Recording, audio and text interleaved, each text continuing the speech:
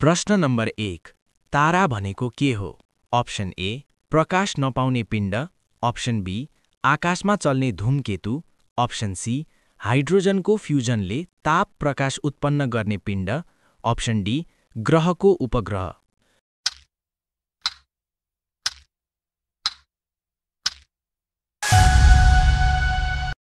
यसको सही जवाफ रहेको छ अप्सन सी हाइड्रोजनको फ्युजनले ताप प्रकाश उत्पन्न गर्ने पिण्ड। रिजन तारामा हाइड्रोजन एस टु हेलियम बीच हुने न्युक्लियर फ्युजन प्रतिक्रियाबाट नै प्रकाश र ताप उत्पन्न हुन्छ। प्रश्न नम्बर 2 पृथ्वीबाट सबैभन्दा नजिकको तारा कुन हो? Option A Sirius, option B Polaris, option C sun सूर्य, अप्सन डी प्रोक्सिमा सेन्टौरी।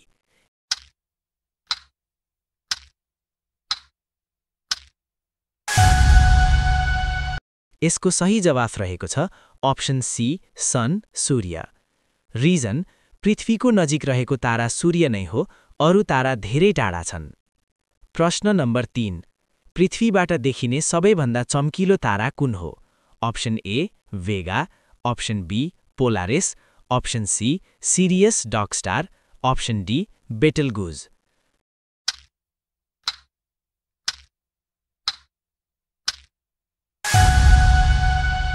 यसको सही जवाफ रहेको छ option C Sirius dog star. Reason पृथ्वीको रातमा देखिने सबैभन्दा चम्किलो तारा सिरियस हो, जसलाई नेपालीमा लुब्धक भनिन्छ।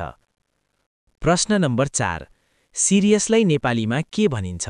Option A Punarvasu, option B Lubdhak, option C Dhanishtha, option D Rohini.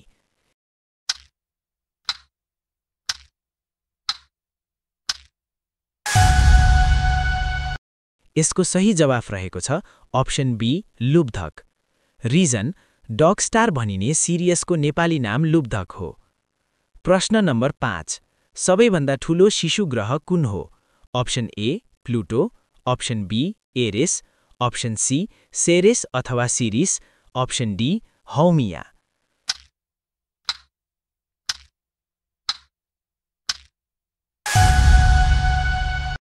यसको सही जवाफ रहेको छ अप्सन सी सेरेस अथवा सिरिस। रिजन शिशु ग्रह अथवा ड्वार्फ प्लानेट मध्ये सबैभन्दा ठूलो सेरेस अथवा सिरिस हो। प्रश्न नम्बर 6 सबैभन्दा चम्किलो ग्रह कुन हो? अप्सन ए पृथ्वी, अप्सन बी मङ्गल, अप्सन सी शुक्र Venus, option D Varun.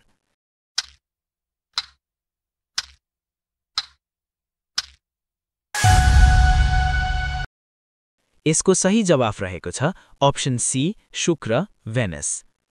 Reason शुक्र ग्रह सूर्यास्त वा सूर्योदयमा अत्यधिक चम्किने भएकाले सबैभन्दा चम्किलो ग्रह मानिन्छ। प्रश्न नम्बर 7 सूर्यबाट नजिकको तारा कुन हो? Option A Vega, option B Proxima Centauri, option C Sirius, option D Polaris.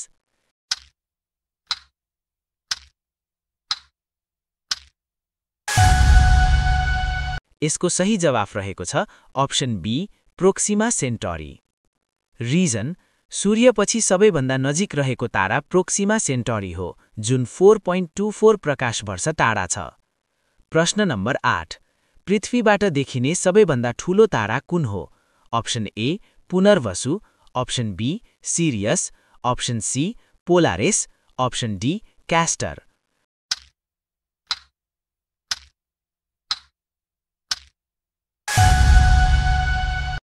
यसको सही जवाफ रहेको छ अप्सन ए पुनर्वसु।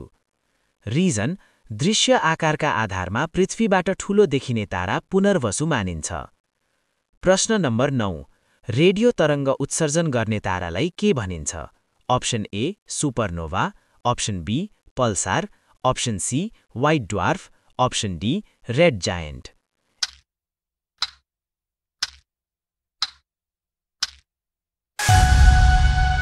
यसको सही जवाफ रहेको छ अप्सन बी पल्सार। रिजन अत्यधिक तीव्र गतिमा घुम्ने र रेडियो तरङ्गहरू उत्सर्जन गर्ने तारा पल्सार हो। प्रश्न नम्बर 10 सूर्यभन्दा धेरै ठूलो तारा विस्फोट हुँदा कुन अवस्था बन्छ? Option A white dwarf, option B supernova, option C black dwarf, option D कमेट।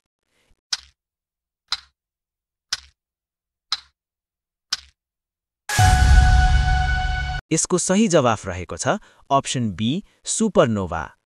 Reason विशाल तारा अन्त्यमा विस्फोट हुँदा सुपरनोभा बन्छ। प्रश्न नम्बर 11 सूर्य जस्तै द्रव्यमान भएको तारा अन्त्यमा कस्तो बन्छ? Option A pulsar, option B supernova, option C white dwarf सेतो वाम, अप्सन डी ब्ल्याक होल।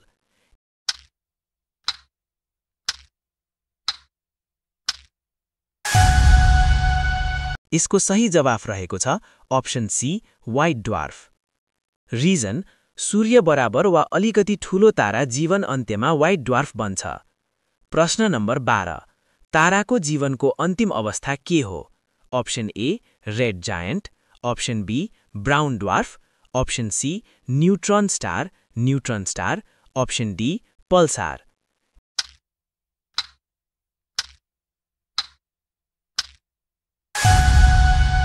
यसको सही जवाफ रहेको छ option C neutron star. Reason massive ताराहरू अन्त्यमा न्यूट्रन स्टारमा परिणत हुन्छन्। प्रश्न नम्बर 13 प्रकाश पनि ननिस्कने अत्यधिक गुरुत्वाकर्षण भएको क्षेत्रलाई के भनिन्छ? Option A white dwarf, option B red giant, option C black hole कालो छिद्र, अप्सन डी नेबुला।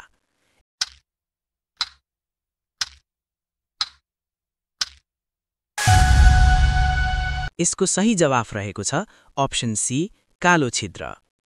रिजन गुरुत्वाकर्षण अत्यन्त धेरै भएकाले ब्ल्याक होलबाट प्रकाश समेत भाग्न सक्दैन। प्रश्न नम्बर 14 तारा जल्ने मुख्य इन्धन के हो? Option A nitrogen, option B hydrogen, option C oxygen, option D carbon.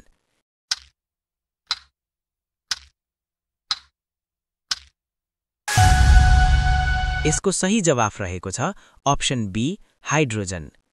Reason ताराहरू हाइड्रोजन एस टु हेलियममा परिणत हुने फ्युजन प्रोसेसबाट ऊर्जा निकाल्छन्। प्रश्न नम्बर 15 सूर्यभन्दा ठूलो तारा जब ढल्किन थाल्छ पहिला कुन अवस्था आउँछ?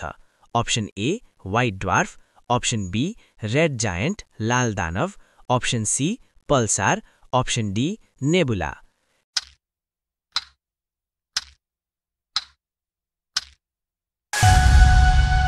यसको सही जवाफ रहेको छ अप्सन बी रेड जायन्ट।